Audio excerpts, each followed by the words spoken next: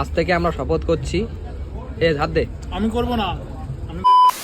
এই হ্যালো বন্ধুগণ, কি খবর তোমাদের? মানে পুজো সবার ভালো কাটলো তো? আচ্ছা দাঁড়াও, তার আগে তোমরা আমার এই 1 মিনিটের আবল তাবল গল্পটা একটু শুনে নাও আর কি। দেখো, দিনটা ছিল অষ্টমীর দিন রাতে, কেউ ছিল না আমাদের সাথে, তাই তো ফাঁকা রাস্তায় একা একা ঘোরাঘুরি করার পর আমরা চলে এসে একটা রেস্টুরেন্টে। তারপর তো কি খাবো ভাবতে ভাবতে আমরা নিলাম একটা বড় সাইজের মান্ডি, যেটা 3 জনের আরামসে খাওয়া যাবে। আর তোমরা যারা আমার ভিডিওগুলো দেখো তাই তো অনেকেই জানবে যে আমি এই রেস্টুরেন্টে অনেকবারই এসেছি, কারণ এখানকার এই চিকেন মান্ডিটা সেরা লাগে ভাই, সেরা হেভি খেতে।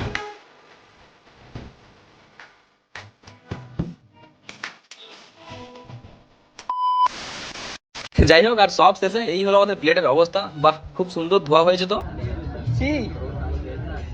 আজ থেকে আমরা শপথ করছি, এ হাত দে। আমি করব না। আমি করব, আমি আসবো শেষ করে রাখি।